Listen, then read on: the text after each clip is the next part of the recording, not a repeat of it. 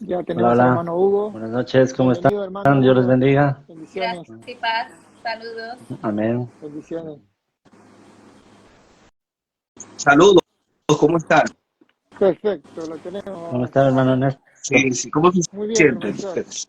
Esperamos contentos, muy contentos. Este live va a ser de mucha bendición para la audiencia que se está conectando. Bueno, el tema que vamos a tocar hoy es por qué el hombre o la mujer es Buen infiel a su pareja, ¿no? tema. Y es un tema, sí, sí, de mucha reflexión, ¿no? Y sobre todo que en estos tiempos podemos pensar los cristianos que solamente pasa entre la gente que no es cristiana, pero viendo los estudios hay un 70% de pastores que han renunciado al pastorado porque tuvieron problemas de adulterio, ¿no? Y entonces es bueno tocar este tema para reflexionar y qué nos dice sobre todo la palabra de Dios para poder evitar este problema, ¿no? Porque a cualquiera nos puede pasar, ¿no? El apóstol Pablo nos dice que el que piense estar firme, mire que no caiga, ¿no? O sea, que el que piense que no va a pecar puede ser el primero en hacerlo, ¿no? Así que, bien, vamos a empezar entonces con una oración. Profesor Néstor, si nos puede hoy dirigir Por en la supuesto oración, que fuera tan sí. amable. Bueno, saludo cordialmente a mi querido Saúl. Y Saúl, ¿verdad? Saúl. Se, Sí, se sí, me Saúl, los olvida del el nombre. canal. Mi nombre es Hugo. Ya, Hugo. Hugo, exacto, Hugo. Y a Marjorie, Hugo. Marjorie. Dios te bendiga mucho. ¿Cómo estás, Marjorie? Amén. ¿Cómo están? Sí, muy bien, gracias a Dios. Bueno, Amén. Amén. Ah, bien, voy a empezar este tema con la hermana Marjorie y voy a empezar con la primera pregunta. Específicamente, ¿qué nos dice la Biblia, ¿no? ¿Qué nos dice Dios en su palabra sobre la infidelidad y el adulterio, ¿no? Y, y si hay algún personaje que nos enseñe sobre este pecado, Sí, ¿no? me voy a enfocar más en lo que dice la Biblia y quizás los hermanos pueden hablar de los personajes más específicos, pero tenemos que entender que el adulterio es un pecado, no es un error, como muchas personas dicen, no es un desliz, sino que es un pecado, una prohibición explícita Ujú. que encontramos en la palabra de Dios. Y si partimos de ahí, entonces sabemos que no es bueno y que no le agrada al Señor. En Éxodo 20:14 dice, no cometerás adulterio. Entonces es una prohibición explícita, pero esa prohibición cuando se rompe trae consecuencias graves. Y una de esas consecuencias es el divorcio. Las personas piensan que el divorcio es lo que separa a una persona. No necesariamente. El divorcio es esa consecuencia quizás de todos esos pecados que ocurrieron en esa relación. Entonces, una de esas consecuencias que vemos que son muy, muy comunes en el divorcio es la falta de confianza, ¿verdad? Que eso puede traer en la relación y muchas otras cosas. También el adulterio trae una pérdida de honor y de reputación.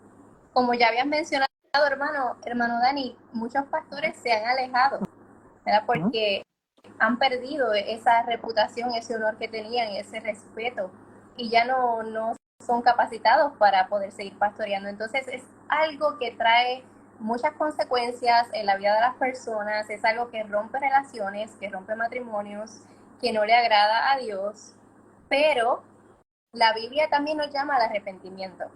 O sea que aunque quizás algunas personas que nos están viendo han caído en el adulterio, pero hay una oportunidad, ¿verdad?, de arrepentimiento, y es necesario ese arrepentimiento, porque si no nos arrepentimos del adulterio vamos a continuar viviendo una vida desordenada que al Señor no le agrada, porque ya dijimos que el adulterio es pecado, está claramente en las escrituras, no es un Ujú. error, no es un desliz.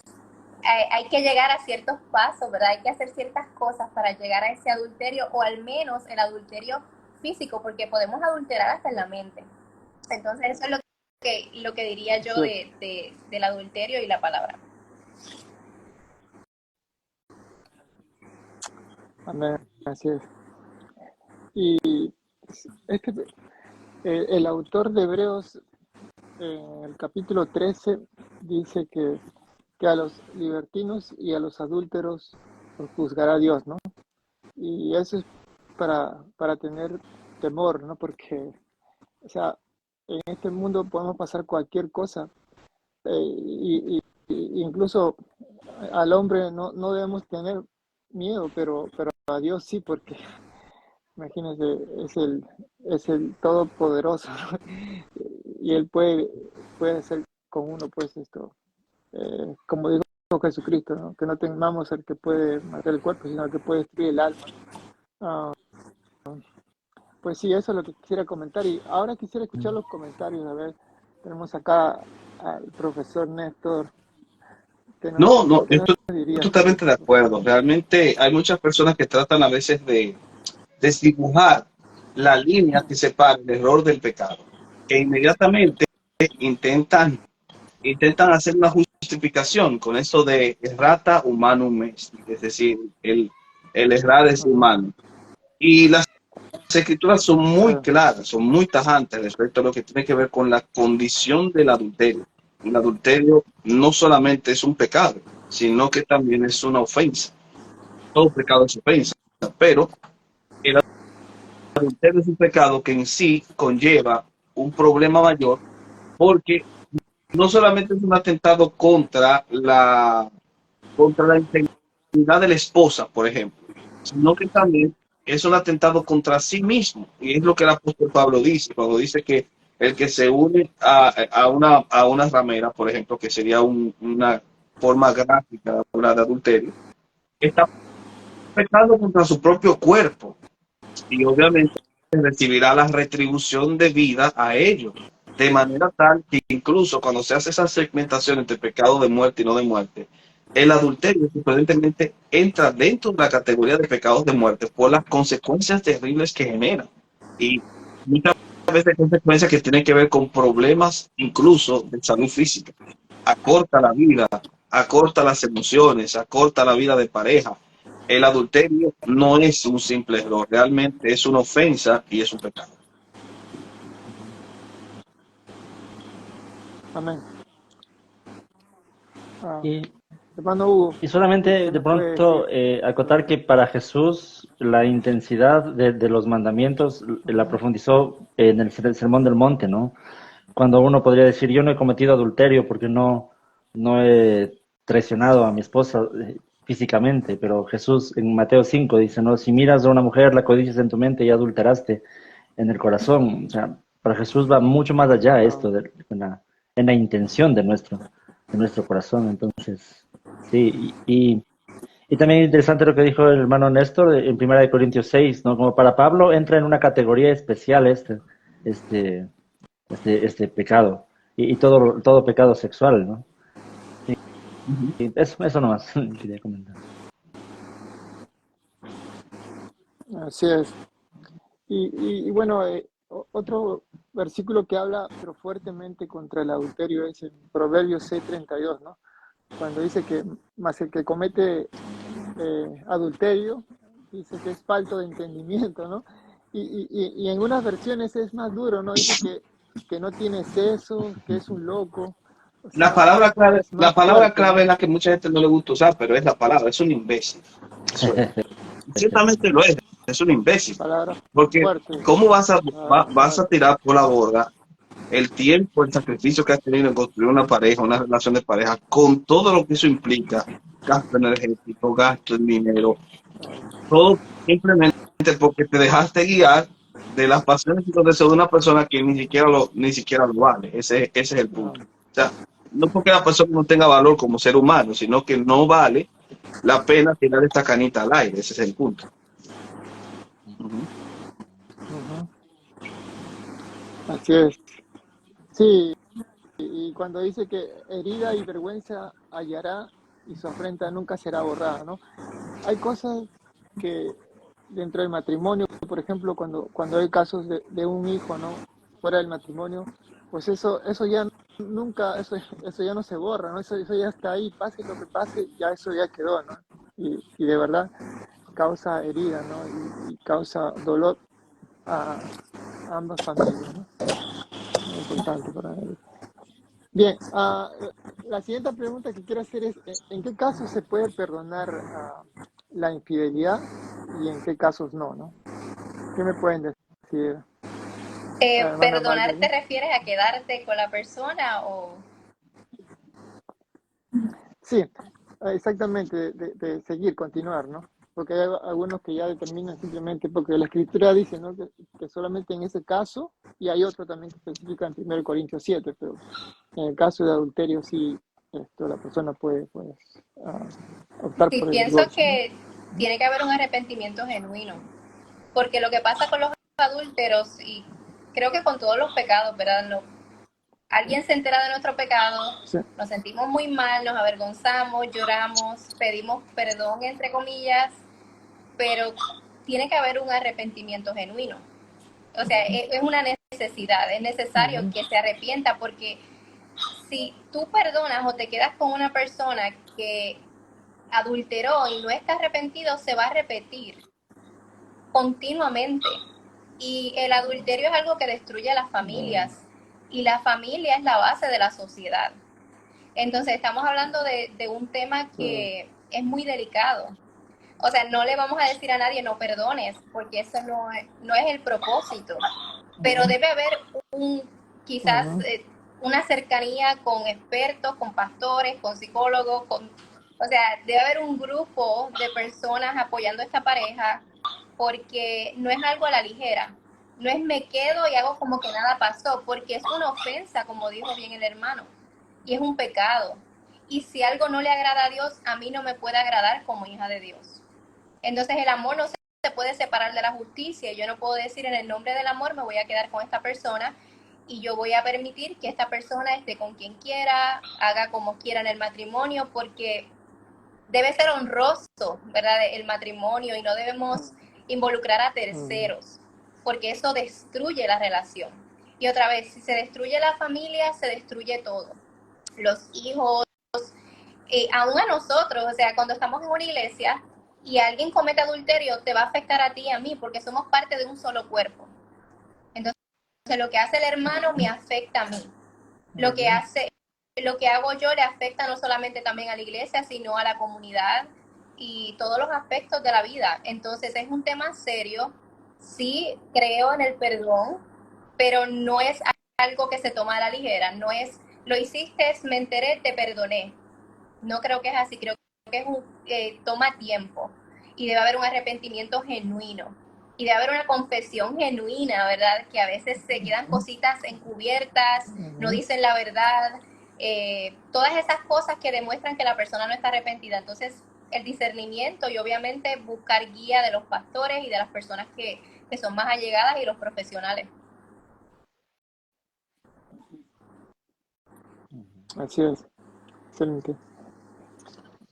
Sabes que sí, ese punto es muy bueno, y tal como lo estaba diciendo Marjorie, ciertamente no es algo que se tome a la ligera, es verdad. De hecho, por algo Jesús dijo, a no ser por causa de la fornicación, permite el divorcio. Es como si Jesús mismo supiese que aunque haya perdón, la confianza nunca es la misma. Ahora, claro está, sí, y yo he conocido casos, de hecho tuve un caso en la iglesia hace muchos años, de una hermana que ella le perdonó a su esposo una infidelidad que incluyó también un hijo fuera del matrimonio, pero él se arrepintió genuinamente. Y esa familia, esa pareja está bien, o sea, ellos superaron esa crisis y se apegaron mucho más.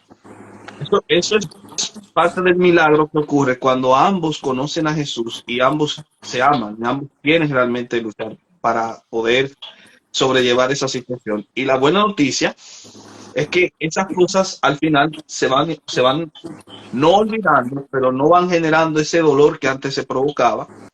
Y al final ella incluso llegó a aceptar al hijo que se tenía fuera del matrimonio. No que lo llevó a criar, claro, sino que lo llevó a aceptar, y aceptar que él tenía también ya esta responsabilidad con ese hijo. Entonces, yo creo que eso puede ocurrir, pero muchas veces son casos excepcionales. Y el hecho de que Jesús permita el divorcio por esa cuestión implica que una pareja no estaría mal si entiende. No se le puede acusar de que no tiene la capacidad de perdonar. Y esa persona decide perdonar, pero no seguir desarrollando una relación al lado de esa persona. Porque el texto lo dice. A menos que nosotros entendamos, como alguna vez leí en una ocasión, que la frase a no ser por causa de fornicación sea una glosa que no esté en el manuscrito original. Pero ya eso es otra cosa. Entonces, en ese sentido, hasta el momento, el divorcio, incluso en una pareja cristiana, es permitida si está presente ese espectro. Lógicamente que uno tiene que apelar al perdón, a ver si se puede, a través de la ayuda, a través de la misma ayuda que el Señor brinda por medio de distintos caminos y de distintas vías, si ellos pueden superar y llegar a lograr ese éxito que tuvo la pareja que les menciono. Pero sin duda alguna, si no se puede, amén. Porque al final de cuentas, el texto es muy claro al decir que sí, que lo permite, por esa causa, porque es muy difícil, para muchos es muy difícil volver, por ejemplo, a confiar en una persona que haga algo así, y más si no hay arrepentimiento genuino, que es lo peor de todo.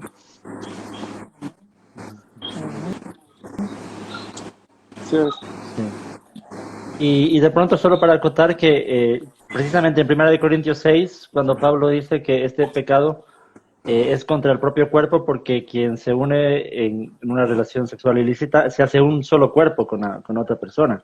Entonces, como violar precisamente el principio del matrimonio, de ser un solo cuerpo con el cónyuge, ¿no? Entonces, por eso es un pecado de esa gravedad.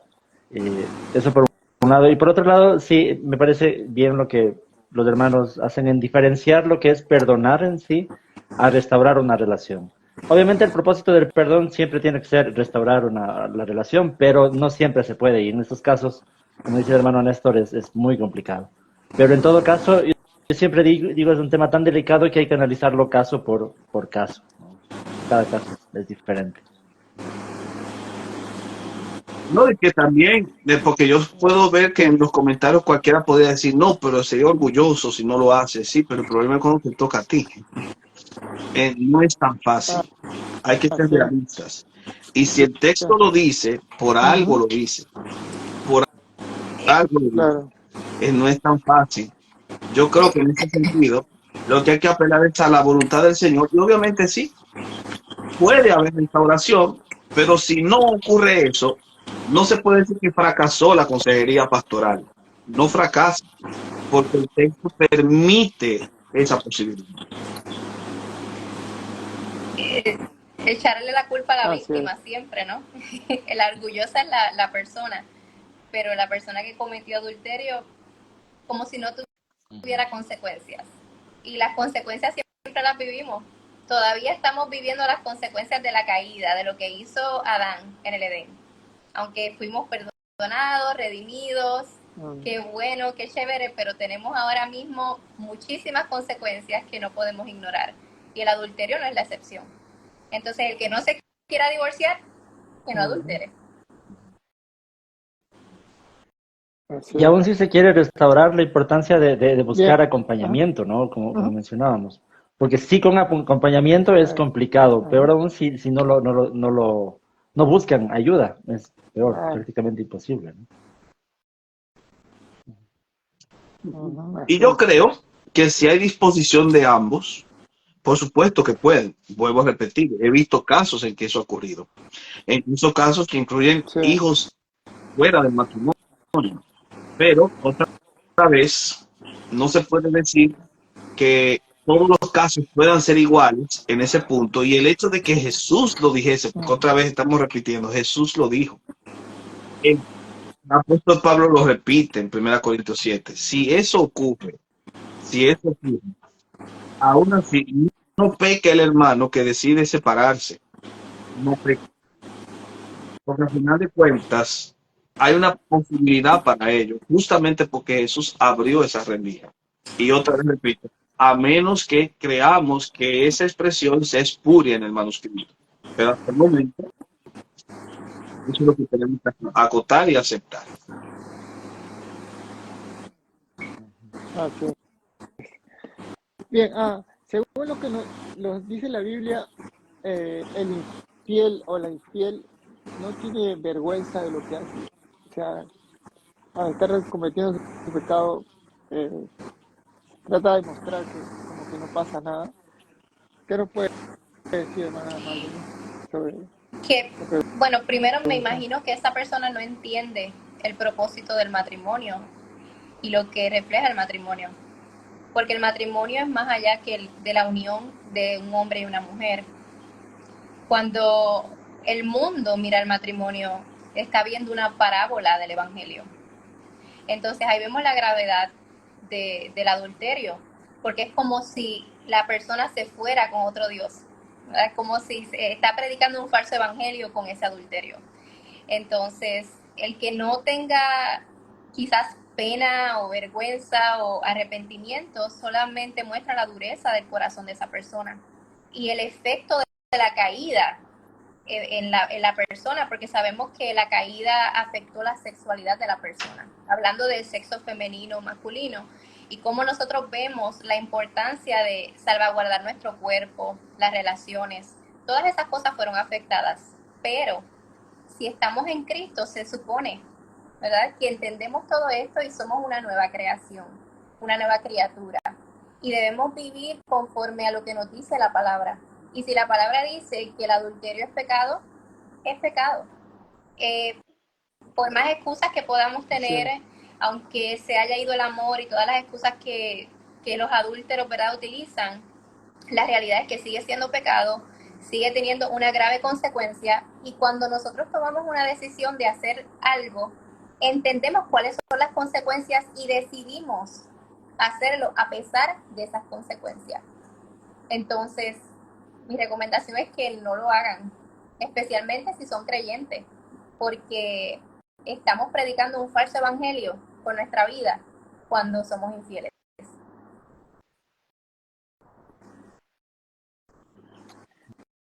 así es. En, en Proverbios 30:20 dice que la mujer adúltera come, come, se limpia la boca y aquí no pasa nada, ¿no? O sea, como que trata de ocultar su pecado ante los ojos de los demás, ¿no? ¿Qué nos puede decir de eso, profesor Néstor? Sobre la actitud de la mujer adúltera. Bueno, generalmente el libro de Sí, Proverbios, cuando presenta a la mujer adúltera, trata de presentar a un ajá, tipo de mujer especialmente. O sea, es ajá, una mujer ajena, es una mujer extraña. El término que se utiliza es extraña, es para indicar justamente que es una mujer sí, ajena. A extraño. veces se ha supuesto entre Ujú, los eruditos que la mujer extraña es una mujer pagana, es decir, está hablando de una mujer que no pertenece al pueblo de Israel. Y que el sujeto fue detrás de una mujer que adoraba ídolos, de una pagana, que justamente asumía una visión politeísta de la fe, y obviamente el politeísmo es comparado con un adulterio espiritual. Entonces, el sujeto, por ejemplo, de Proverbios 7, está caminando a la casa de una pagana, de una adúltera espiritualmente, ujú, cuyo adulterio espiritual la conduce a asumir un estilo de vida de adulterio físico, porque ella le dice que el marido no está en casa, así que ella es una mujer casada, pero ella quiere ujú, tener relaciones con él, claro, con este joven que se pretende pertenece al pueblo de ujú, Israel. Entonces ahí hay una lección muy interesante, porque está hablando tanto del yugo desigual como del adulterio mismo. Entonces es interesante cuando tú lo observas desde esa perspectiva. El sujeto es un adúltero dos veces, porque se está acostando con una mujer que no es suya, pero también se está acostando con una mujer pagana. ujú, Este punto es muy claro, bueno de verlo así. Sí. Ujú. sí, interesante. ¿Sabes? Yo lo que estoy pensando es cómo es la diferencia entre una persona que no es cristiana y comete adulterio.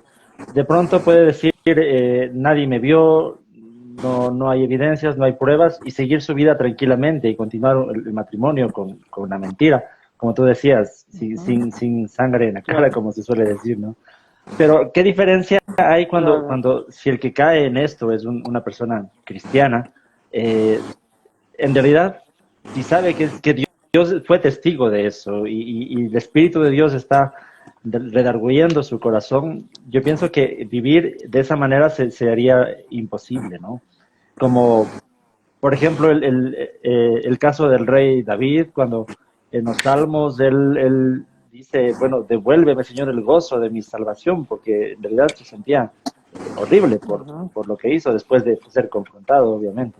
Entonces, es claro. muy, muy diferente, ¿no? Para un cristiano, yo creo que Dios mismo no lo dejaría en paz después de haber hecho eso. Bueno, tú te respondiste. Así es.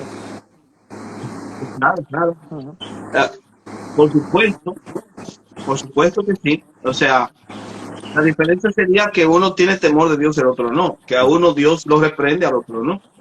Y que hay reprensión en mi corazón, porque yo no estoy exento de no claro. caer.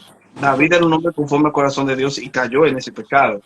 Así que ninguno de los que estamos aquí está exento, pero Ujú, hay reprensión para el ujú, creyente y no hay reprensión para el claro. impío. O por lo menos su reprensión lo lleva a una tristeza que es de muerte, mientras que al creyente le lleva una tristeza que es para arrepentimiento. No sé si Marjorie quiere decir algo ahí. Quería comentar sobre que no Ujú, somos exentos a ese pecado. ¿Qué es mejor evitar? O sea, es mejor ponernos en esa situación. ¿Y qué cosas podemos hacer para evitar caer en ese pecado? Que, ¿por qué si eres casado estás hablando en privado con damas que son solteras? ¿Por qué estás teniendo ciertas conversaciones fuera de lugar? O sea, ¿por qué te pones en esa situación? Porque si no estamos exentos y todos podemos caer, entonces es sabio huir de la tentación, especialmente si tienes ciertas tendencias, ¿verdad? Si luchas con la lujuria, con la pornografía, con ciertos pecados que te pueden llevar al adulterio, porque ya estás adulterando en el corazón. Entonces creo que es sabio tomar medidas de precaución, y yo sé que a veces decimos no, pero es que si lo tienes en el corazón lo vas a hacer. Sí, pero es que tenemos en el corazón también agradar a Dios y luchar contra ese pecado.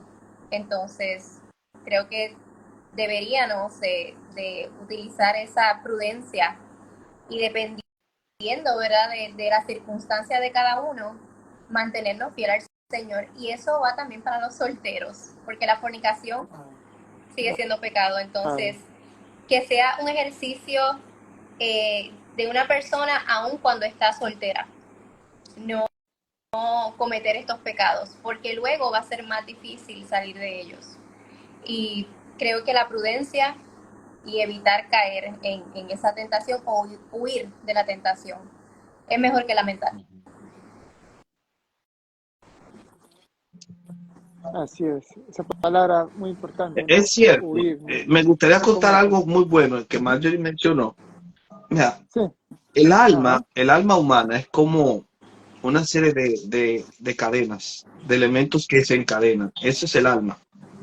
Elementos que se van encadenando y que obviamente llamamos experiencia, memorias, recuerdos, etcétera. Eso es. Cuando yo voy practicando un pecado determinado, voy generando lo que allí llamaba lealtades invisibles. Y mi alma obviamente se va enlazando con estas realidades y de ahí nacen los hábitos. Una persona, por ejemplo, que consume pornografía, para dar un ejemplo, es un tipo de fornicación, porque la palabra fornicación es la palabra griega para porneia o pornografía. Bueno, una persona que ujú, consume pornografía siendo cristiano, estamos hablando de siendo cristiano, podría decir, si es soltero, podría decir, yo me veré libre de esto cuando tengo una esposa. Y cuando se casa, no se ve libre de ese problema. Porque su alma está habituada, ya que ha generado lealtades invisibles a él. Por eso creo que está muy bien lo que dice Mayor, y que lo correcto es desde que es soltero, cortar cualquier cosa. Independientemente de que incluso haya quienes justifican claro, el uso de la pornografía entre cristianos solteros, como yo he escuchado por ahí. Aún ellos wow, tienen que cortar con él, porque es mentira que no superen esa situación si se casan. Seguirán perpetrando esos mismos patrones porque su alma se ha ido esclavizando a esos patrones. Eso es algo muy importante que hay que destacar.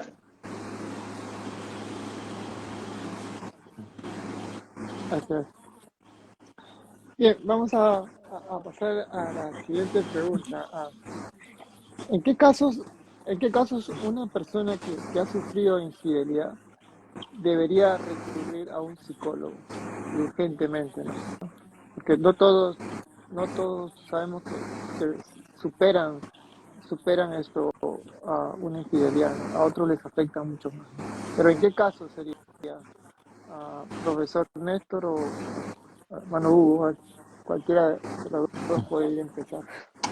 Ustedes que son expertos en psicología. Mencionaría yo dos casos, ¿no? En el caso de que la persona haya caído en una depresión seria, de la que no pueda recuperarse, pues obviamente necesitaría un acompañamiento. Ujú, Pero ¿sabes qué estoy pensando? ujú, Y es algo ujú. que me pasa. Yo trabajo en esto y en consulta tengo muchos casos en donde Claro, hay infidelidad, hay adulterio, pero la persona perdona ujú, y restaura la relación aunque no haya arrepentimiento de otro lado.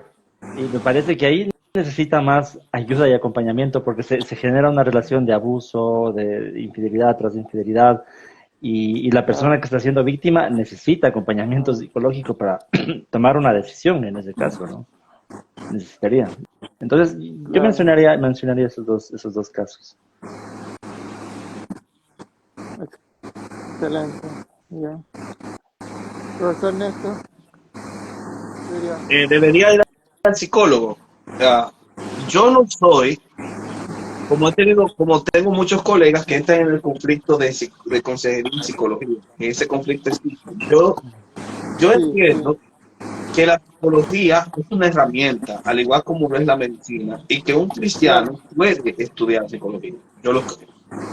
Yo creo que un cristiano podría redimir la profesión, porque su visión de fe le ayudará a saber entresacar lo precioso de lo vivo.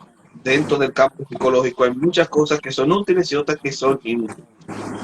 Entonces, ¿podría una persona, una pareja cristiana, que esté pasando por una situación como esa, asistir a consejería o a psicología? Yo creo que debe asistir a consejería, pero creo que el pastor que esté aconsejándolo puede servir, puede tener como auxiliar a un psicólogo, un terapeuta familiar, un terapeuta sistémico, que utilice modelos sistémicos como tal para lograr solventar esa situación. Y si ese terapeuta sistémico es cristiano, mucho mejor. O sea, yo creo que sí, que debería, puesto que existe una, existe una base epistemológica para el trabajo en terapia familiar. Existen modelos que se han ido estudiando con el tiempo, con los años, que se han ido comprobando a la luz de la observación y también de la comprobación de cómo las dinámicas familiares funcionan y cómo funcionan las dinámicas de pareja. Y yo no me haría el ciego a eso. De hecho, creo que es muy útil para el consejero pastoral valerse de esas herramientas y más si quien las desarrolla o las utiliza no solo es un experto en ellas porque se entrenó en eso, sino que también es una persona con una cosmovisión fuertemente cristiana. Y de paso les indico que los modelos sistémicos, que son los que trabajan principalmente con estos casos, hay 5 modelos sistémicos. De esos 5 modelos sistémicos, 4 fueron desarrollados por personas que o eran creyentes o venían de un hogar de creyentes. Por ejemplo, el modelo comunicacional de Satir. Satir viene de un hogar evangélico. Minucci era judío y era judío practicante. O sea, y Minucci desarrolló otro modelo. Bowen me parece que también tenía esas inclinaciones. Y Bolsonaro allí también. Creo que Bolsonaro allí incluso era pertenecía a una iglesia calvinista, si mal no recuerdo. O sea, estoy hablando de personas que dentro del campo de la psicología desarrollaron modelos para intervención de problemas familiares, que son los modelos sistémicos, y sin duda alguna fueron útiles en ese sentido. Así que yo creo que sí.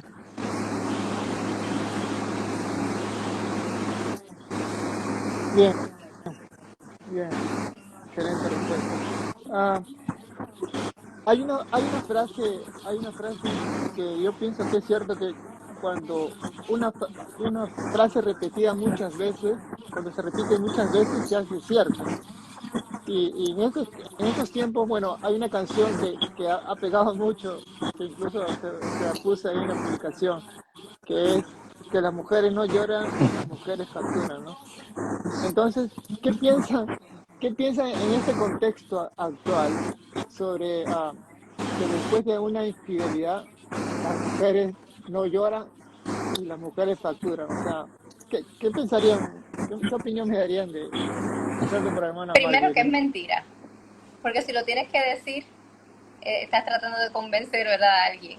Así que creo que más bien es la dureza del corazón, es como, no te necesito, tú solo servías para darme dinero, pero ya yo lo puedo hacer por mí misma. Para lo único que te necesitaba, ya Ujú. yo puedo proveer. Entonces, más bien demuestra, ¿verdad?, la perversión de la humanidad, que tiene muy, muy en poco el matrimonio. Es como que me dejo de uno y me caso con otro y Ah, no hay problema porque ya tengo la vida arreglada. ah, Entonces, ujú, demuestra la sociedad que estamos viviendo, de que el sexo, la ah, sexualidad, el matrimonio es un chiste, es una canción. Se hacen burla de algo que no le agrada a Dios. Entonces eso el mundo lo celebra. Y lamentablemente la iglesia también estaba cantando esa canción cuando salió. Entonces es lo más ah, grave. Porque el adulterio no es algo bonito. Y creo que todas las personas lo saben, precisamente por eso es que cantan. Para ignorar sus emociones, para ignorar el dolor, porque la sexualidad tiene tres componentes principales y uno de esos es el componente psicológico, como estaban mencionando, y creo que más bien es como una negación de la realidad cuando cantan esa canción, porque ninguna mujer se va a sentir feliz, no es natural de que le sean infiel y que la dejen por otra más joven o cualquiera que sea el caso, más bien una negación de lo que está pasando, una burla y tratar de herir o de vengarse de la otra persona. Yo estoy bien sin ti, para lo que te necesitaba ya no te necesito porque yo, aunque soy mujer, tengo dinero. Entonces es algo triste, pero a eso ha llegado la sociedad. así es. Sí, y específicamente en ese caso, ella estaba facturando, pero haciendo canciones, exponiendo su caso, habiendo niños por medio y todo eso. O sea, qué Mm, forma de ujú, facturar, ¿no? Y sentirse orgulloso por eso ujú, es complicado. Sí, es una canción nacida del despecho, pero de un despecho que se quiere comercializar, sobre ujú, todo. Entonces, ilustra muy bien, es verdad, estoy totalmente de acuerdo, ilustra muy bien este paradigma feminacista de empoderamiento femenino que hace una desvirtuación de los roles y que obviamente entiende que la mujer no necesita del hombre. Entonces, al no necesitar del hombre, las mujeres no lloran, no lloran por nadie, solo facturan, es decir, generan sí, dinero. Y el hombre es quien debería llorar, porque ese será como el ujú, metamensaje, que quien debe llorar es el hombre, porque ella es la que factura. Ah, una defecto ujú. horrible. Y solamente se podría calificar como califica el texto bíblico al que corre tras la ramera, como una imbecilidad. Ah, bien, así es. Bien, ¿cuál ustedes creen que es la causa principal de la infidelidad, La dureza del hermana corazón. Marjorie? La dureza del corazón, el Mm, orgullo, el egoísmo, es todo aquí. Aquí no tiene nada que ver con la otra persona. Y sé que las excusas que siempre dan los adúlteros es no soy feliz, no tengo amor, la otra persona es floja, cualquiera que sea la excusa es mentira. E incluso cuando escuchamos esas excusas, vemos que es el yo el que está ofendido. No me amaba a mí lo suficiente. Yo no amaba a la persona. Entonces es el yo, el orgullo, el vivir para nosotros. Porque si yo vivo para mí y mi esposo no me está amando como se supone que me ame, pues entonces lo tengo que dejar porque estoy viviendo para mí. Pero cuando vivimos para la gloria de Dios, las cosas se supone sean diferentes. Entonces yo digo que la causa principal es el yo, ese orgullo, esa dureza de corazón, quizás el no entender qué es el matrimonio, no conocer a Dios, no conocer mi naturaleza, que soy pecadora y que quizás se me hace más fácil a mí señalar a los demás y decir que el problema es externo, pero nuestro problema y nuestro pecado siempre comienza adentro y se manifiesta afuera. Por eso es necesario limpiar el vaso primero por dentro y luego por fuera. ¿Por qué? Porque la motivación, lo que me lleva a mí a hacer las cosas y lo que yo hago afuera, pues a veces se ve como el adulterio, por ejemplo, comenzó en el corazón y luego lo practico. Entonces creo que el problema radica en el corazón del hombre, el corazón de personas que dicen que son creyentes y que quizás no son, pero que no han entendido todavía la magnitud del pecado y lo horrible que es el adulterio. Entonces el problema es la persona, quien cometió el adulterio nunca es la víctima, nunca son las excusas, siempre es la persona que adulteró. Así es. Profesor Néstor, ¿qué comentario nos Sí, podría dar? no podría agregar más nada. La dureza de corazón, la rebeldía. Pero la rebeldía es evidencia de un corazón endurecido. Y decía alguien por ahí que cuando tú mezclas un corazón endurecido con la rebeldía, tienes un arma peligrosa. Entonces, sin duda alguna, sí, es terrible, terrible, tétricamente terrible. Dios nos libre. Sí. Sí, es que se podría pensar en mil excusas, ¿no? Pero al final de cuentas, el pecado es una decisión que toma la persona. Y especialmente si somos cristianos. Pablo dice, ¿no? En 1 Corintios 10:13, que si nadie es tentado más allá de lo que puede soportar, si Dios pone, o si está en la tentación, Dios siempre pondrá una salida. Entonces, no, en realidad no hay excusa. O como dice Santiago, es la concupiscencia del corazón del ser humano cuando uno es tentado, no lo que lo arrastra. Estoy pensando también nuevamente en 1 Corintios 6, cuando Pablo menciona Pablo dice, los alimentos son para el estómago y el estómago para los alimentos, pero el cuerpo no es para la inmoralidad sexual. Estaba pensando porque muchas veces hay esta excusa de que tenía necesidades, ¿no?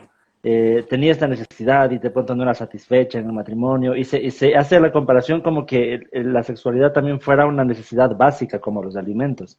Pero en ese texto Pablo contradice eso, ¿no? Dice, los alimentos son para el estómago y el estómago para los alimentos, pero el cuerpo no es para la inmoralidad sexual. O sea, no podemos excusarnos en como que fuera algo, una necesidad. Tampoco es esa una excusa, ¿no? Entonces sí, no hay excusas, es el corazón del ser humano. Que tú que mencionas eso, Sabio, me recordaste algo. Otra vez volviendo a la psicología, qué cosa, ¿eh? La teoría de las necesidades de Abraham Maslow hablaba de una pirámide que tenía como base las necesidades físicas y tenía como punta la autorrealización. Entonces la idea era que toda necesidad física tiene que autorrealizarse. Sí, el deseo sexual es una necesidad física y lo es porque es un elemento del instinto, tanto como el sentido de hambre o el sentido de pertenencia. Y es una necesidad, ¿cómo se autorrealiza? Entonces, la pirámide tenía 3 escalones: la seguridad, la pertenencia y la estima. Entonces alguien podría responder diciendo que la necesidad del sexo se autorrealiza cuando se practica. Pero no es verdad. O sea, yo puedo practicar una relación sexual en el ámbito de coito y no pasar por esos 3 peldaños. Es decir, yo puedo tener sexo inseguro. Yo puedo tener sexo con alguien que no me pertenece. Yo puedo tener sexo con alguien que yo no amo. Ahora, si yo logro conjugar esos 3 elementos, seguridad, pertenencia y estima, la autorrealización sería el matrimonio. De manera tal que la relación sexual se autorrealiza cuando hay matrimonio y no cuando no hay matrimonio. O sea, estoy hablando, utilizando una teoría Ujú. que viene de una de las vertientes más criticadas dentro de la psicología como tal, que es la vertiente humanista. Pero la vertiente humanista tiene ese pequeño tesoro de que justamente la autorrealización del sexo es el matrimonio. Por lo tanto, el sexo fuera del matrimonio es sexo sin autorrealización, y la falta de autorrealización del sexo genera, en este caso, insatisfacción, y la insatisfacción lleva a prácticas comunes, contundentes, repetitivas, de tratar de saciarlo de todas las maneras posibles, con todas las personas posibles. Pero cuando se autorrealiza en la persona, en el matrimonio, entonces el sexo encuentra su verdadero camino. Ahora, ¿por qué hay personas que casadas aún así no logran llegar a ese culmen, esa sensación estable de una relación sexual estable, y comienzan a buscar en otras parejas lo que no tienen en su casa? La respuesta es porque el matrimonio en sí también es una necesidad que necesita autorrealizarse. Es decir, el matrimonio necesita también pasar por su estado de seguridad, de pertenencia y estima, y cuando el matrimonio alcanza esos tres elementos, logra la autorrealización del mismo, que es la compenetración o la unidad, el convertirse en una sola carne, no en el sentido físico, sino en el sentido de una unión tal que él inicia una frase y ella la termina. De si ella muere, él no puede vivir y muere poco tiempo después. O sea, no porque se mate a sí mismo, sino porque está tan compenetrado que decía C.S. Lewis cuando se le murió su esposa Joyce. Si ya murió si ya murió el dedo, ¿para qué sirve la uña? Entonces él decía justamente eso, o sea, ya no hay dedo, no hay necesidad de uña. Y justamente porque llegaron a un estado de compenetración tal que autorrealizaron su estado marital. Ojo, el sexo, la autorrealización del sexo es el matrimonio, pero la autorrealización del matrimonio no es el sexo. Ese es el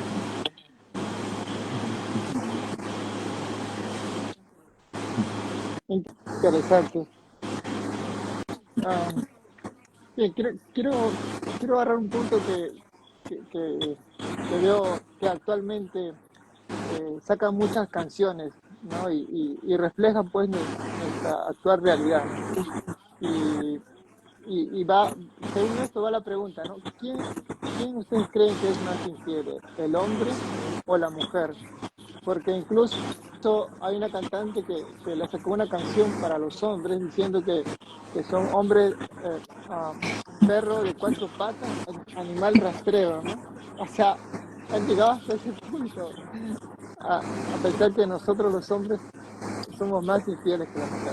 ¿Qué nos podrías decir de esta pregunta? Que es mentira, que es mentira que no hay uno más infiel Marjorie. que el otro, porque tendríamos que decir que hay uno más pecador que el otro. Entonces, bíblicamente yo no podría decir que el hombre o la mujer es más infiel. Yo creo que se manifiesta diferente, porque somos diseñados diferentes. Entonces, la mujer quizás es infiel de una forma que es más inteligente, por así decirlo, ¿verdad? Sabe cómo hacer las cosas, las hace diferente, y el hombre con su impulsividad, con su fuerza y a veces de la forma que hace las cosas, pues se nota, ¿verdad? Cuando él es infiel. Entonces, no creo que verdaderamente uno sea más infiel que otro, porque sería decir que la mujer o que el hombre en ese caso es más pecador que el otro. Creo que otra vez el corazón del hombre es perverso, eso no tiene género, pero sí se manifiesta de una forma diferente porque fuimos diseñados diferentes. Entonces creo que más bien tiene que ver con el diseño y cómo las personas perciben esa infidelidad. Quizás la sociedad percibe que es el hombre quien es más infiel, pero es porque el hombre quizás no tiene esos tabús o esos tapujos, y cuando es infiel a veces hasta lo dice, es hasta un orgullo para el hombre. Para la mujer es una ramera para la sociedad si es infiel. Entonces, otra vez, creo que tiene que ver mucho con el diseño y lo que las personas perciben, pero creo que el corazón del hombre y la mujer están son iguales en ese aspecto, aunque obviamente pues el diseño pues se manifiesta de una forma diferente. Así es. Profesor Néstor, ¿qué piensa? No, totalmente de acuerdo. Realmente decir que una persona es más pecadora que es más, o que una persona tiende más que otra persona, no comulga ni con las escrituras ni con la religión. El pecado del adulterio ataca a todos, o sea, hombres, mujeres. Fíjate que Claro, las claro. escrituras muestran al hombre que adultera, pero también muestran mujeres que adulteran. O sea, Ujú, incluso la mujer de Proverbios, la mujer extraña, es una mujer que incita al adulterio. claro. El hombre es un bobo que le cae detrás. Pero también las escrituras presentan a hombres que son activamente adúlteros. Es decir, que no fue por causa de que la mujer lo incitara, sino que ellos mismos, de su propia depravación, decidieron hacerlo. Creo que el caso de David es un ejemplo. Betsabé Ujú, no lo incitó. Él se estaba bañando claro. y él la brechó. Entonces, en ese punto, Sí, y utilizó su totalmente. autoridad como rey, que eso es peor porque ella no podía decirle que no al rey y utilizó su autoridad como rey para aprovecharse justamente de. Pero claro que también ella fue responsable porque ella podría haberlo hecho entrar en razón, no lo hizo. Ella también participó activamente de y le gustó su pecado. Entonces, en ese sentido, las escrituras nos presentan que la culpa es de ambos. Por eso, cuando había castigos para el adulterio, no solo se castigaba a la mujer, sino al hombre. Ambos recibían el castigo, no solo el hombre, no solo la mujer, no ambos, porque es responsabilidad de los dos. Así que no, ni siquiera creo que estadísticamente se sostenga esa idea de que unos pecan más que otros en ese punto. No creo. Es lo mismo que pasaría con el consumo de pornografía. Dice que las mujeres consumen más pornografía que los hombres. Pero cuando tú observas la realidad, pareciera que la cosa es equilibrada. Así que en ese punto, creo que ambos son responsables. No uno ni otro tenga más excusas o otro tenga más representación porcentual. Igual difícil comprobarlo estadísticamente porque donde hay un hombre que cometió adulterio hay una mujer que estuvo con él. Entonces, Ujú, claro. aunque la mujer haya sido soltera, pero estar con un hombre casado igual es el acto de adulterio. Pero como decía Marjorie, más que todo es un Ujú, sesgo cultural, ¿no? La impresión de que es el hombre el que es más infiel, porque ujú, como decía, incluso en el mundo el hombre se siente orgulloso de haberlo hecho, entonces es más una situación sí, cultural que da esta impresión, pero no, la- el pecado está en todos. sí, claro. Pero se repite tanto entre, al menos entre las mujeres que dicen, oh, todos los hombres son iguales, y a todos los meten en lo mismo, pero no todos son iguales. Hay personas hombres que tienen temor de Dios, tienen sus luchas, sí, pero tienen temor de Dios y no son iguales, ¿no? Bien, ¿cuáles son las excusas más frecuentes de los infieles o las infieles, hermana Marjorie? Esa está difícil. Creo que las Mm, emociones. Se basa mucho por las emociones, ya no te amo, ya no siento lo mismo, no me satisface. Creo que dejarse guiar por las emociones. Creo que ¿verdad? Del hombre quizás es más sexual lo que dice y la mujer es más no me amabas o no sentía tu amor. Entonces ahí otra vez el rol, el diseño, la necesidad de la persona, porque el hombre tiene una necesidad diferente a la mujer en ese aspecto, aunque los dos son seres sexuales que tienen esos tres componentes principales de la sexualidad y uno de esos es la psicológica y lo que dijiste de que la mujer dice que todos los hombres son iguales, es ese componente ujú, que tiene que ver con la cultura, con las experiencias vividas, con el pasado, con quizás le fueron infiel o ella misma ha sido infiel y por eso no confía en claro. nadie. Entonces, eso tiene que ver con la persona misma, cómo ve la vida, ese aspecto psicológico que, que otra cosa.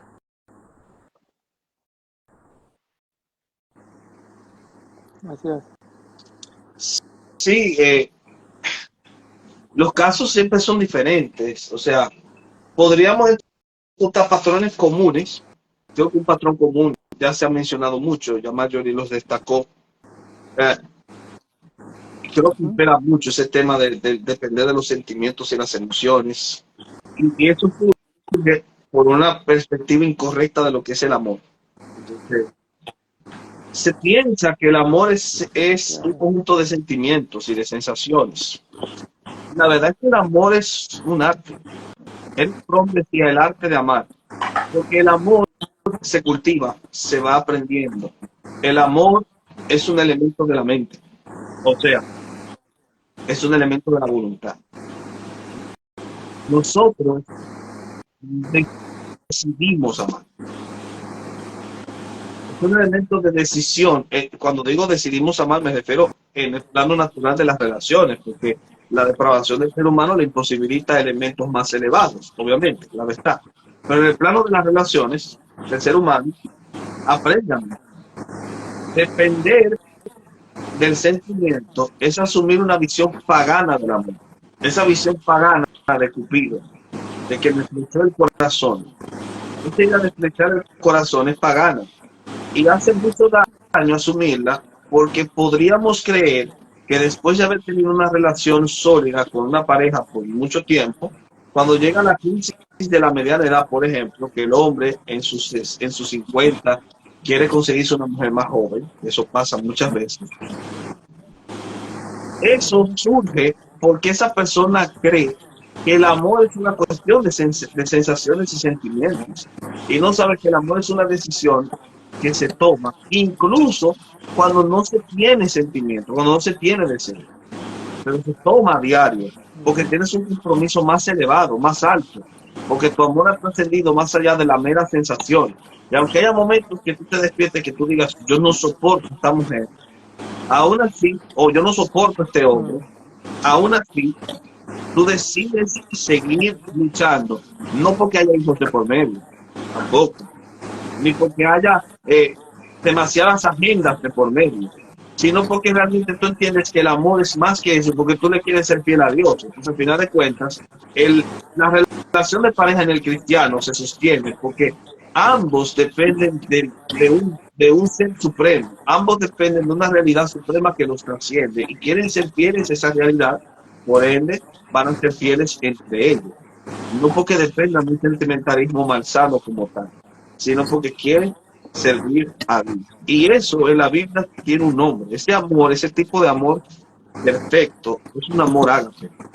Que la diferencia entre el ágape y el eros, por ejemplo, o el storgein, que es el amor que siente un padre por sus hijos, o el philein, que es el amor que siente un amigo por sus amigos, es que el ágape no nace del corazón, nace de la mente. Es el nombre del amor que se le da a los enemigos.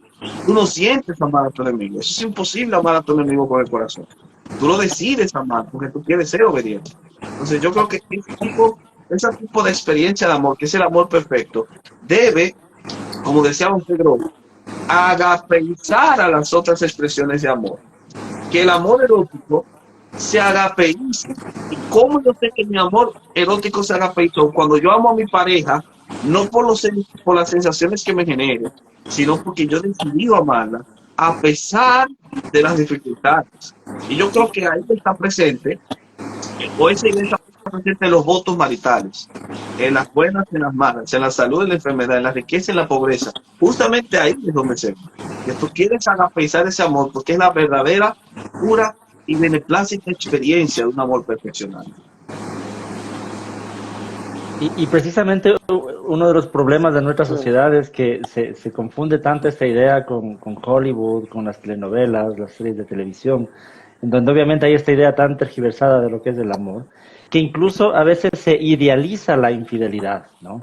Hay muchas historias de amor en donde parten de una infidelidad y se idealiza esto como que eso fuera lo bueno, lo ideal, pero precisamente porque tienen esta idea del amor más a la emoción, que más que amor es como egoísmo este enamoramiento, ¿no? Es estar como con alguien por lo que esa persona me da y por lo que yo siento cuando estoy con esa persona, en lugar de lo que es el amor ágape, que yo estoy con alguien porque decido entregarme a esa persona y darme a esa persona, independientemente de lo que yo recibo con esa persona. Entonces sí, esta idea cultural de amor hace mucho daño, ¿no? A las parejas, a las relaciones.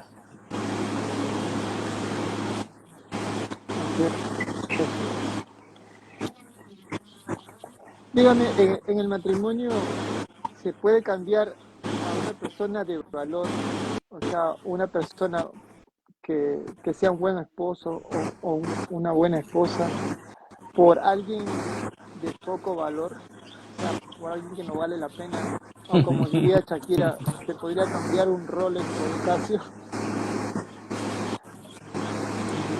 Bueno, Hermano, creo que todos tenemos el mismo valor, pero si dejas a tu esposa por otra persona, entonces no entendiste el valor del matrimonio, no entendiste tu valor, no entendiste el valor de la esposa, no has entendido nada. Y no podemos decir, ¿verdad?, que una persona vale más que otra, pero como dijeron ahorita, es una locura el adulterio. ¿Cómo vas a dejar a tu esposa o a tu esposo por el amante?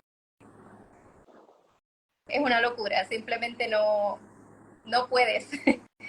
Creo que no deberías hacer eso. Entonces, no es que vale menos como persona, porque creo que tiene el mismo valor, pero no vale la pena dejar a tu esposa o a tu esposo por otra persona. No es lícito, no deberías hacerlo. Es pecado. así es. No hay mucho que decir ahí, totalmente. No, claro. ¿Sí? Quien construye, Ok, quien construye una casa completamente. y le dedicó tiempo Ujú. y le dedicó esfuerzo y energía a esa casa, la casa de sus sueños, por así decirlo, tanto tiempo invertido, no va a coger un mazo y la va a destruir cuando ya la tiene casi terminada. Para, para apostar por una casa ajena que al final de cuentas no le da la seguridad de si que se quedará allí o no. Ah, sí, sería muy tonto. Claro, por eso que es claro la palabra de Dios que el que comete adulterio, pues ah, es un loco, ¿no? O sea, que destruye su hogar, ¿no? Destruye su hogar por algo que no vale la pena. Ah, otro punto importante que habla en 1 Corintios 7 en cuanto al divorcio y, y que si el no creyente decide dejar al creyente, y también dice que a paz hemos sido llamados. ¿Qué nos puede decir de ese versículo? Porque hay dos posturas, ¿no? Unos que dicen que sí, eso está justificando el divorcio, aparte de lo que es el adulterio. ¿Qué nos puede decir de ese texto que es muy importante para muchas personas que están pasando, ¿no?, por ese problema? Hermana Marjorie, si quisiera comentar ese No. texto, no sé. Ok. El profesor Néstor. Yo creo que tú me repitas el texto porque me quedé concentrado viendo los comentarios y me sorprendió uno muy bueno que dice que la hermana Ok, Paladina es ok. 100% un Rolex. Entonces, Ah, ¿cuál era la pregunta? Escúchame, porque era que estaba viendo los comentarios. sí. Sí, cuando el apóstol Pablo en 1 Corintios 7 dice que si el no creyente decide dejar a su pareja, al Ah, creyente, sí, entonces 1 dice Corintios 7:15. que no estamos no estamos sujetos a servidumbre, ¿no?, sino que a paz hemos Mira, sido ese llamados. pasaje es muy interesante. Obviamente, el divorcio es una anomia. Hay que entender eso claro. O sea, yo entiendo que el divorcio es una anomia. Una anomia quiere decir un fenómeno indeseable que debería siempre ser evitado porque genera más daños que soluciones. Pero el divorcio también es una situación necesaria que se presenta y que los textos bíblicos obviamente hablan de ello ante situaciones específicas. Es decir, el cristiano que se divorcia no peca. Si se divorció por las situaciones correctas. Ahora, si se divorció por cualquier quitameta paja, entonces el texto bíblico dice que es un duro de Claro, corazón. Ahora bien, claro. ¿cuáles son Ujú. las excepciones en las cuales un cristiano se puede divorciar? Un cristiano se puede divorciar de acuerdo al apóstol, bueno, de acuerdo a Jesús y al apóstol Pablo, en primer lugar, por causa de fornicación, es decir, por causa de adulterio. La infidelidad conyugal lo justifica. Hay otros casos, por ejemplo, cuando hay abuso físico y amenaza de muerte, aunque no haya presencia de fornicación, es necesario el divorcio. ¿Por qué? Porque Moisés inserta la noción de cuando ha envilecido a su mujer. Y cuando ha envilecido a su mujer, ella puede separarse de él. Entonces, el envilecimiento acá puede ser entendido como el atropello y el abuso físico o psicológico. Hay otro caso. Hay un tercer caso cuando hay yugo desigual. Esdras divorció a hombres y mujeres en Israel que estaban casados con paganas, aunque tenían hijos de por medio, porque era una violentación contra el pacto. Wow. Ojo, que hay una tercera cuestión de por qué. Y creo que en esa tercera cuestión donde se encuentra la respuesta a la pregunta que tú me has hecho. Pablo ha insertado una opción, o sea, Pablo ha mencionado tres casos. Él ha mencionado tres casos. El caso de fornicación, que sé que todos conocemos. El segundo caso es cuando deciden separar, o sea, se separaron. Que si se separa, quédese sin casar. Pero si quiere casar, regrese con su marido o con su esposa. En ese punto, el recasamiento no es permitido, porque sería adulterio. Porque la separación fue, a veces cuando tú lo lees, pareciera como hasta por una cuestión de mutuo consentimiento. Ni siquiera te dice si es por fornicación o adulterio. Dice que se separaron y ya. Parece que no podían congeniar, no podían vivir juntos. Pero en este caso tienen que volver a reconciliarse, que sería la cuestión. Y el tercero es justamente ese pasaje. Dice que si ella era, bueno, él está casado con ella, pero él llega a la fe. Ojo, no es un cristiano que se casó con un impío. No, son dos impíos y uno de ellos, después de casado y hasta con hijos, se convirtió a Cristo. ¿Qué tiene que hacer? Porque él está en yugo desigual. Pero que cuando él llegó a Cristo, él no estaba en yugo desigual. Ahora que ha despertado a Cristo, ¿cuál es su compromiso? Pablo dice,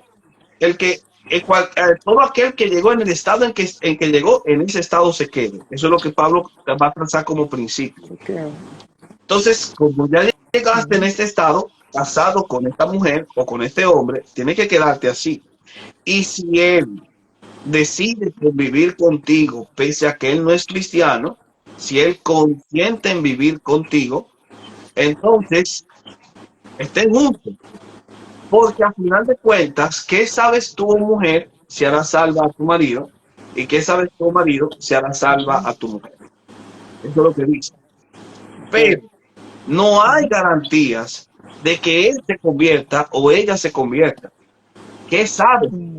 No hay garantías. Hay garantía con los hijos, pero no con él o con ella. De la misma forma como una persona que es cristiana cree que va a convertir a una pareja impía. Y si me voy a casar con él, se va a convertir o ella se va a convertir. No. A él le va a pasar o a ella le va a pasar como el meme de la princesa y el sapo. La princesa, la cristiana, el sapo, el mundano. Cuando ella besó al sapo pensando que se convertiría en príncipe, ella se convirtió en sapo. Eso es lo que va a ocurrir. Entonces, como el caso acá es diferente, no hay garantías, ni siquiera así de que se vaya a convertir. Por eso Pablo abre la rendija y dice que si él decide o ella decide, el impío, no quiero vivir con este aleluya, no quiero vivir con este cristiano, no lo soporto, no lo aguanto. Tenemos dos visiones diferentes. A mí me gustan cosas que a ella no le gusta. Yo no puedo vivir así. Entonces dice, sepárese, que a paz lo llamó el Señor. Y eso significa, oigan bien, que como esa persona es hermano, el hermano no está sujeto a servidumbre en ese caso, la rendija se abre incluso para permitir que se recase. Le guste o no le guste a muchos aceptar eso, eso es lo que dice el texto bíblico.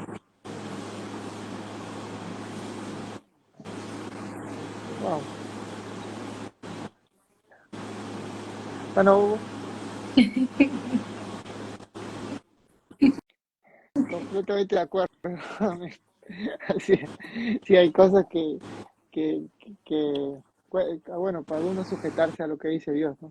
No es fácil aceptar, pero es Dios, ¿no?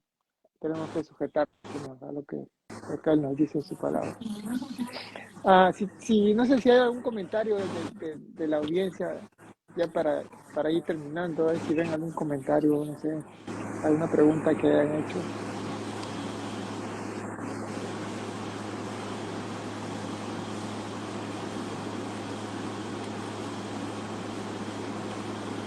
Hay un ruido muy fuerte que se escucha.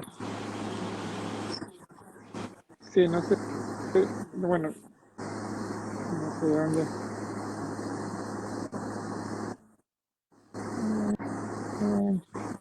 Bien, vamos con una pregunta más mientras que ah, el ganar más dinero que tu pareja puede hacer que, puede, que puedas menospreciar a tu pareja que gana menos dinero y terminar dejándolo.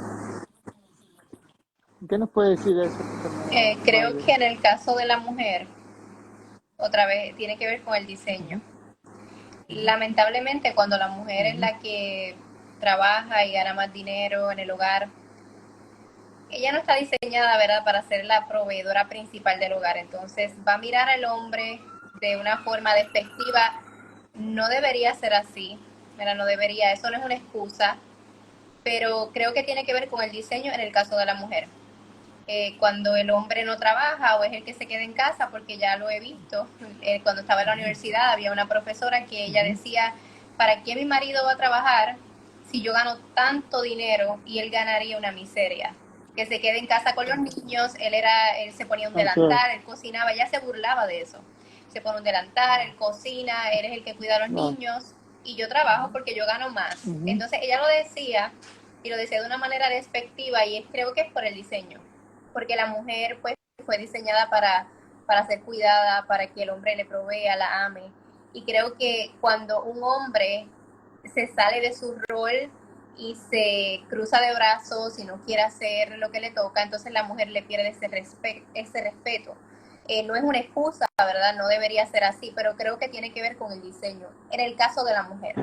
Ahora, en el caso del hombre, pues quizás otra vez el machismo, la dureza de su corazón, el utilizar las fuerzas que Dios le dio para abusar a su mujer y no para cuidarla.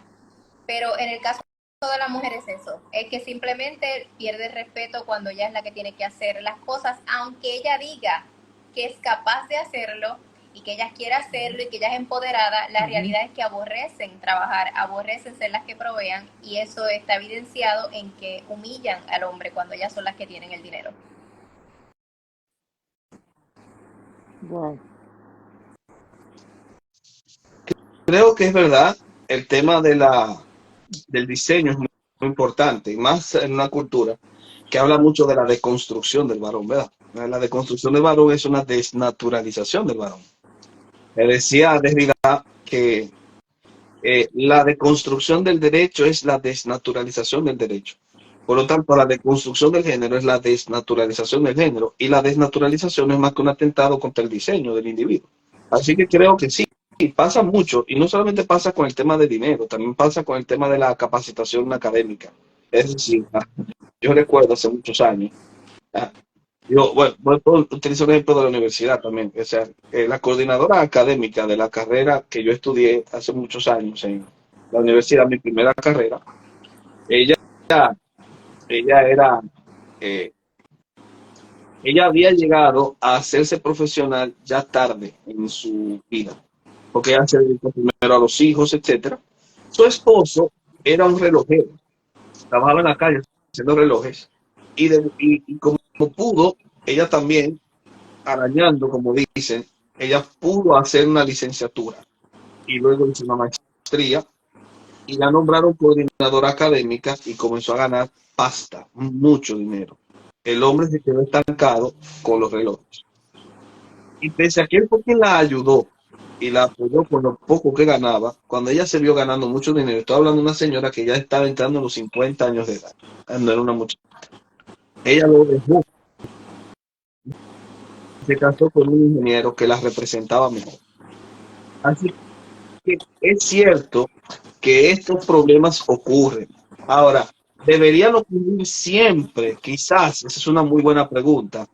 Tal vez si hay real amor, y tal vez si se entiende que los roles de hombre y mujer no solamente dependen de cuánto se gana, de cuánto es la preparación, sino de la capacidad de dirección que tiene el hombre, esa capacidad directiva, y de cómo la mujer, pese a que pueda tener quizás un sueldo mayor, ella entiende que ese sueldo no es de ella, sino que al vivir compenetrados como una sola carne, decía el doctor Dunker, el reino de lo mío se dio y ha dado paso al reino de lo nuestro.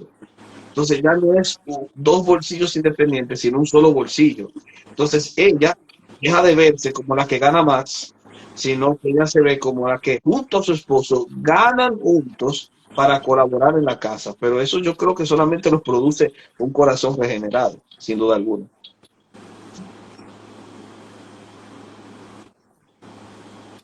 Así es.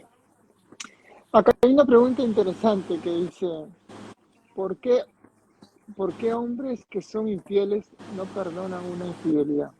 ¿Qué nos pueden decir? Hermana Marjorie. Otra vez la dureza del corazón de ese hombre, porque ve el pecado de los demás, pero no ve su propio pecado. O sea, son personas que pecan y ellos piensan que se merecen un perdón y que tienen que ser perdonados, pero cuando es otra persona que les hace cualquier falta, ellos no perdonan a nadie, porque otra vez su orgullo, el mismo orgullo que los lleva a ellos a adulterar, a hacer todas esas cosas, ese mismo orgullo no les permite a ellos perdonar que otras personas les falten. Es el mismo orgullo. Ese orgullo te lleva a pecar, adulterio, fornicación, y ese mismo orgullo no te permite perdonar a los demás cuando hacen esas mismas faltas en tu contra. Entonces es como que tú me tienes que amar, pero yo no te amo. Tú me tienes que perdonar, pero yo no te perdono.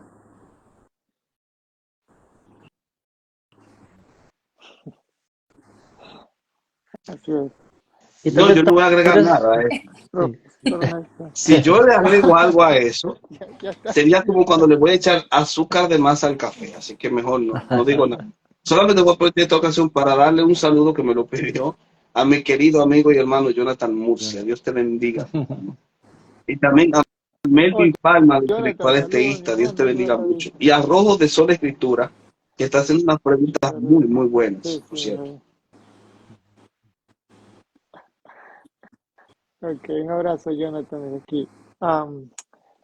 Hermano Hugo, ¿qué más puedes decir? Sí, yo iba a comentar que de pronto también hombres que son infieles no perdonan una infidelidad, tal vez por este prejuicio social y cultural, ¿no? De que si el hombre es infiel está bien, si la mujer lo hace no está mal, ¿no? Entonces, a veces esto está tan metido en la cultura que el hombre puede ser infiel y de pronto sentirse bien porque piensa que es algo natural, ¿no?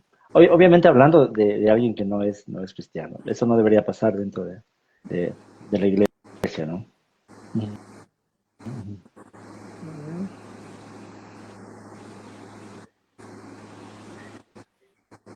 Okay. Estoy viendo varios comentarios, no sé si ustedes pueden leer uno interesante.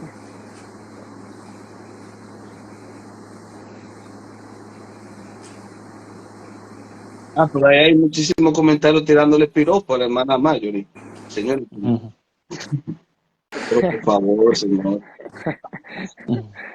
Tengo una amiga mía que... Mira, acá hay un comentario de Rojo la Escritura, dice, tengo una muy amiga mía que ya adulteró varias veces antes, es cristiana y ahora mismo está adulterando abiertamente en redes, publicitando. Su esposo es pastor y él no le quiere dar el divorcio. Wow. ¿Qué nos pueden comentar de eso? Lo que pasa es que se necesita más información, tú sabes. Por ejemplo, él dice ella es cristiana, pero por ejemplo, ella, ¿qué tiempo tiene siendo cristiana? Las veces que adulteró, se adulteró con la misma persona o se ha adulterado con personas diferentes. Entonces, más información para uno poder más o menos tener una idea.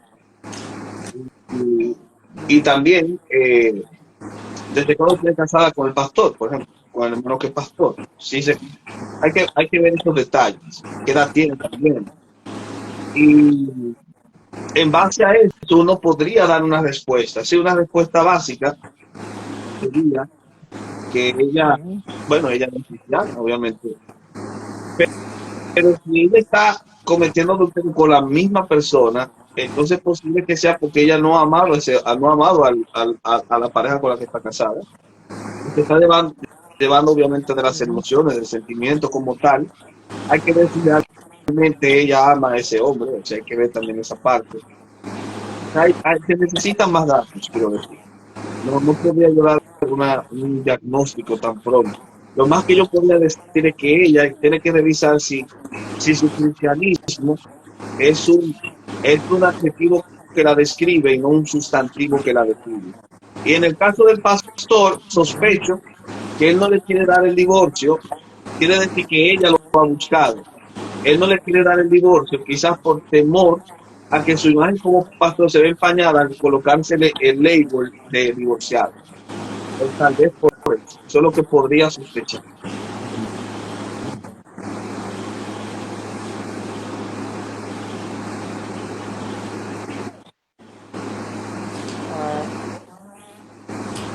Hermano Hugo. No, sobre ese tema no puedo aportar nada más. Que sí, si bien es cierto, el pastor también necesitaría su acompañamiento, ¿no? Y analizar el caso. Y ayuda también en este caso. Sí.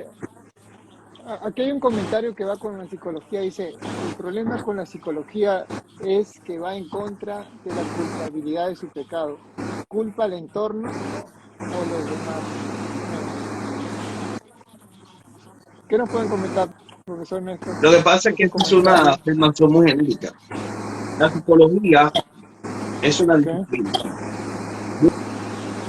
No la quieren reconocer como ciencia. Mucha gente que la ataca no la reconoce como ciencia, pero sí es una ciencia, porque cumple con los requerimientos de lo que por ciencia entendemos. Es decir, tiene una base epistémica, tiene una metodología, tiene recursos técnicos, tiene modelos teóricos, o sea, es una ciencia. Tiene una base objetiva o formal, un objeto formal de estudio. En este caso va a ser diferente, y por eso es que digo que es un universo. O sea, por ejemplo, la psicología puede enfocarse en el estudio de la conducta, conductismo. Entonces, es un objeto formal que se estudia en base a las reacciones y los patrones repetitivos que los seres humanos presentan a través de estímulos y de respuestas, que por cierto se pueden condicionar. Eso es un estudio que se hace con animales, por eso se habla de psicología animal. El que lleva a un perro, por ejemplo, para ser amaestrado, el entrenador de animales va a utilizar recursos psicológicos, ¿entienden? Por eso es que no se puede ser como tan pequeño en esa apreciación. La otra cuestión es que también tenemos otras ramas que se enfocan en las estructuras cognitivas, como la inteligencia. Cuando tú dices IQ, CI, coeficiente intelectual, que puede ser medido, tú estás apelando a constructos psicológicos. ¿Hasta qué punto sería correcto decir que no se puede apelar al IQ, que no se puede hablar de coeficiente intelectual? Cuando nosotros hablamos de autoestima, el concepto de autoestima es un concepto incluso hasta bíblico, porque dice, ninguno tiene un concepto más alto de sí que el que debe tener, sino que piense de sí con cordura. Cosa sorprendente porque el trastorno de la personalidad narcisista, que es pensar con un alto concepto mayor, es pensar locamente, y así lo reconoce el mismo DSM como un trastorno psiquiátrico. En ese punto, sería muy simplista. Es verdad que hay modelos teóricos dentro del amplio campo de la psicología que harían lo que dice el comentario, pero no son todos, y por eso es que hacer una afirmación de esa manera sería muy simplista. De hecho, quien hace esa afirmación no conoce el amplio mundo del campo psicológico. Y creo que es lo que le pasó, por ejemplo, al movimiento antipsiquiátrico de la década de los 70, que atacó mucho a la psicología, y la mayoría de los antipsiquiatras terminaron suicidándose. O está el caso de toda la consejería pastoral se dio un tiempo, una crítica, un ataque por parte de hermanos que respetamos, pero que sin duda alguna, cuando ellos hablaban de cómo intervenir en consejería pastoral, apelaban a recursos técnicos que nacieron dentro del campo psicológico, de la investigación psicológica. Así que, no sé, como que esa frase me suena demasiado simplista para mi gusto. Sí, y yo siempre he comentado eso, que cuando alguien comenta algo así es porque o tuvo una experiencia con algún psicólogo, de donde obtuvo esa información, o con alguna corriente psicológica en especial. Y entonces se extrapola que todos los psicólogos son así, o todas las psicologías así, pero como dice el hermano Sí, Néstor, esto es un campo tan amplio, ¿no? incurre Eh, en una generalización apresurada que es en sí mismo una falacia. ujú, Ese es el problema. ujú. Claro, claro. Como cuando alguien dice, hay hermanos que dicen es que los psicólogos son ateos. O sea, eso es demasiado simple. Hay psicólogos y psicólogos de todas las ramas y las corrientes psicológicas. Entonces es algo similar. O sea, se extrapola por alguna experiencia que tuvieron con cierto psicólogo o con cierta corriente psicoterapéutica tal vez. Pero no, la psicología es algo mucho más amplio.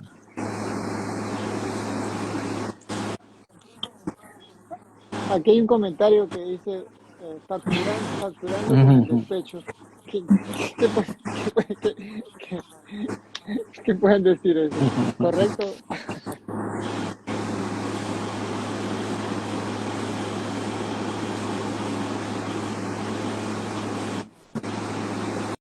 Ah, no sé si ven algún comentario, porque hay varios comentarios. Saludo a mi buen amigo Jonathan Ramos. No, no puedo. Si yo no saludo Ah, a mi hermano, saludos. mi amigo Jonathan Ramos, estaría, estaría adulterando. Sería pecado.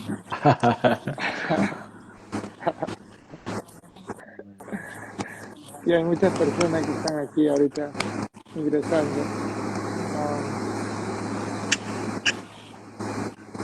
ah, no sé si ven alguna pregunta interesante por ahí que quieran tomar.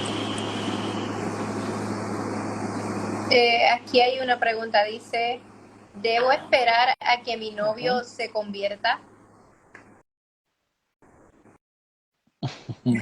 ¿Qué dicen? No debería esperar porque el novio se convierta, no debería ser ni una opción para ella. Creo que muchos cristianos que están listos y preparados para ser esposos como para estar buscando a un incrédulo. Entonces, creo que no debe esperar, simplemente debe romper esa relación y esperar a que llegue el indicado, uno creyente.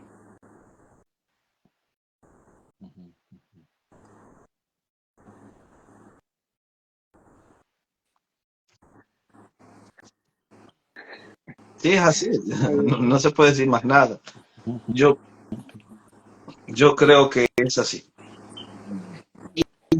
Pensar que se va a Sí, convertir acá. es una ilusión. Ajá. Primero, tú no conviertes a nadie, eso lo hace el Espíritu de Dios. Y recordemos que Dios elige. O sea, yo no soy, yo no soy la persona indicada.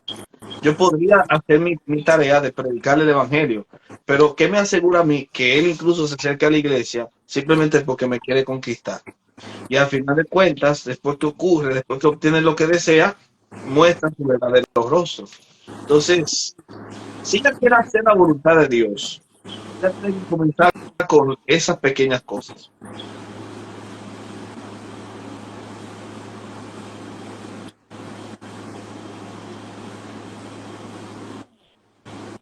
Ah, hay varios comentarios que quisiera. A ver, déjame buscar. A ver,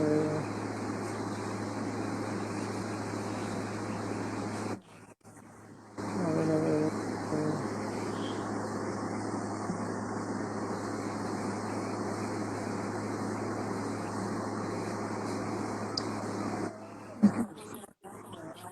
No sé si ven algún comentario. Sí.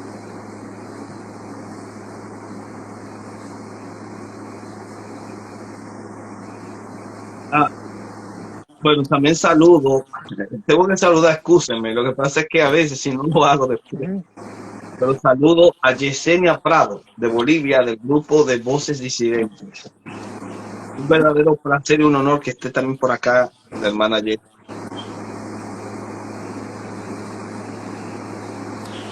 Creo que una pregunta dice, ¿la persona que es víctima de un adulterio siempre sale como inocente o tiene algún grado de culpa?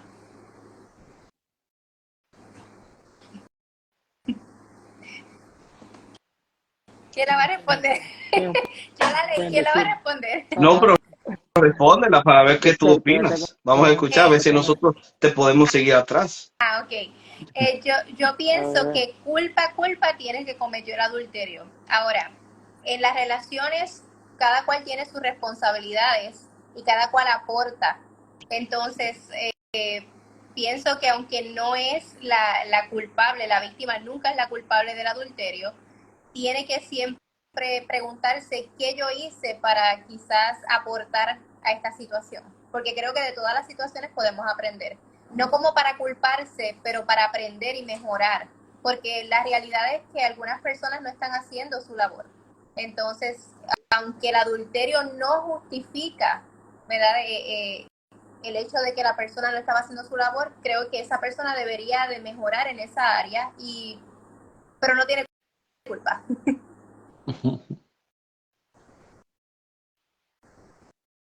Creo que como comentamos en una pregunta anterior, a la final nada justifica o sea, no hay excusas, ¿no? que valgan en este caso.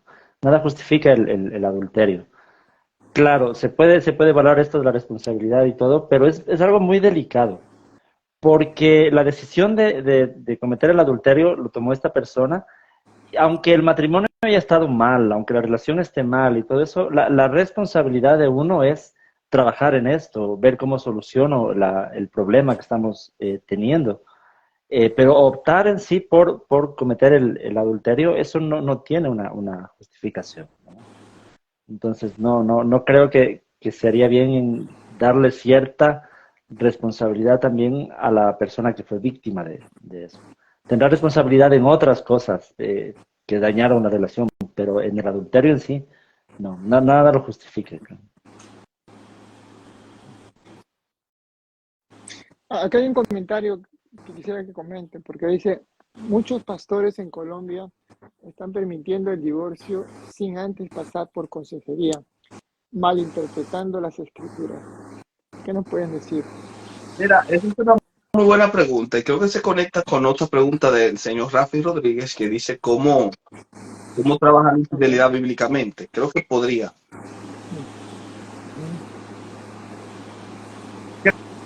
Creo que las escrituras son muy claras respecto al tema del perdón y el arrepentimiento. La persona que es infiel tiene que reconocer que es un pecado. Porque hay personas que no consideran que la infidelidad sea pecado y hay otros que saben que es pecado, pero no sienten remordimiento. O sea, tienen tan endurecida la conciencia que ellos saben que está mal y en ocasiones, incluso cuando están en el acto, sienten como ese pinchazo en el corazón, de acuerdo a lo que muchos han testificado cuando uno habla con ellos en consejería.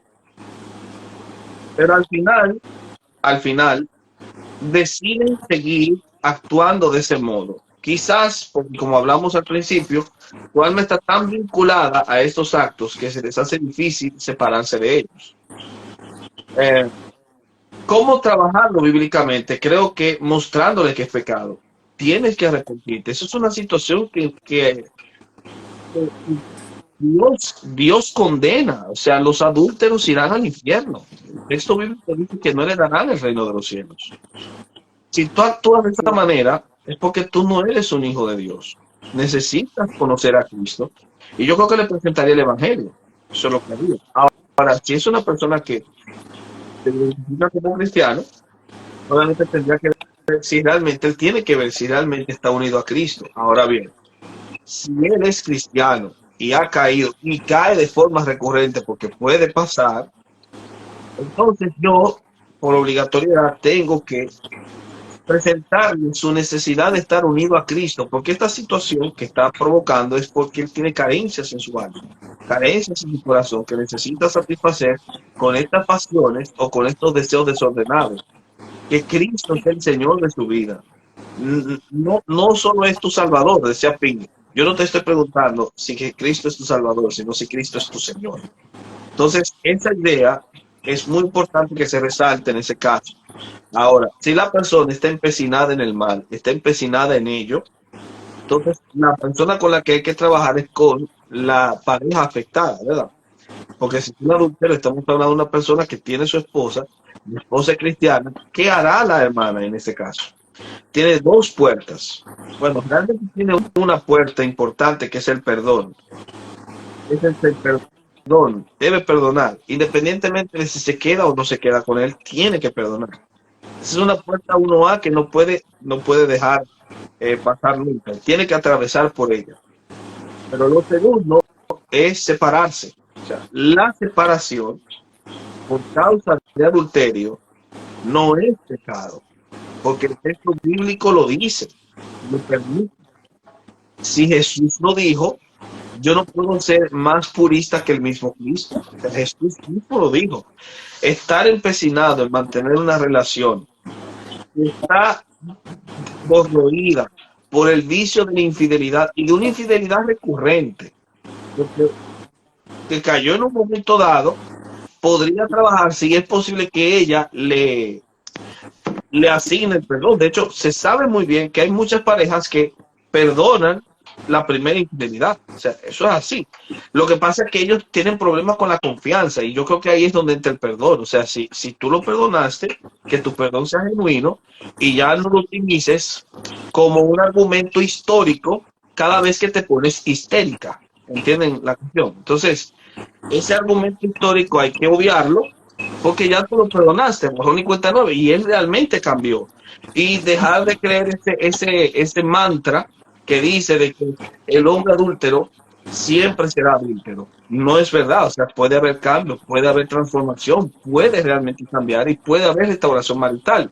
Como mencioné al principio, el caso de la pareja que tuvimos en la iglesia.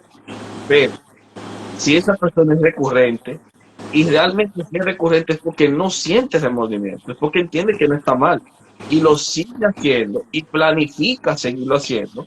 Bueno, esta hermana no tiene que estar esclava de esa situación porque el texto bíblico se lo permite otra vez, a no ser por causa de fornicación. Lo único que podría quizás desestimar esa situación es que digamos que esa frase, esa cláusula, es espuria, que se agregó en los manuscritos posteriormente. Pero hasta el momento nosotros podremos estar totalmente conscientes y seguros de que el texto bíblico nos permite esa posibilidad, porque no solamente lo dice Jesús ahí, sino que también lo dice Pablo en primera Corintios. Ese es el. Bien, hay dos últimas preguntas que quiero tomar, que son muy, muy buenas. Dice, la persona que es víctima de un adulterio siempre sale como inocente o tiene algún grado de culpa. Creo ¿Alguien que que es lo quiera mismo que responder? ya comentamos. Sí, ya lo respondimos. ¿Sí? ¿Ya? Ok. El otro es, ¿cómo debe un cristiano trabajar la infidelidad bíblicamente? ¿También? Oh, ya. Dani, Ok, vale. Dani, creo que voy a tener Sí, que retirarme. Eh, me, ya. me Ok, acabo de dar cuenta está que bien. mi hijo Muchas todavía no gracias, duerme y hermano. no quiere dormir hasta que yo no le haga dormir. Y aquí ya No está se muy preocupe, noche. hermano. No se Sí, preocupe. sí. Muchísimas gracias. Sí, nos hemos extendido. Ha sido tan bueno el tema que de verdad que estoy muy agradecido a todos, a toda la audiencia, a Mayo y al hermano Néstor. De verdad, muy, muy bueno este live, muchas preguntas. Muchas personas también que han entrado y están con muchos comentarios que no sé cuál. Ah, de verdad, les agradezco. Gracias a todos y que Dios los bendiga. Ah, ya será hasta una próxima oportunidad, un próximo live que tengamos. Pero ha sido de mucha bendición, Debo de decir verdad. que Muchas disfruté mucho este gracias. panel Gracias, Marjorie.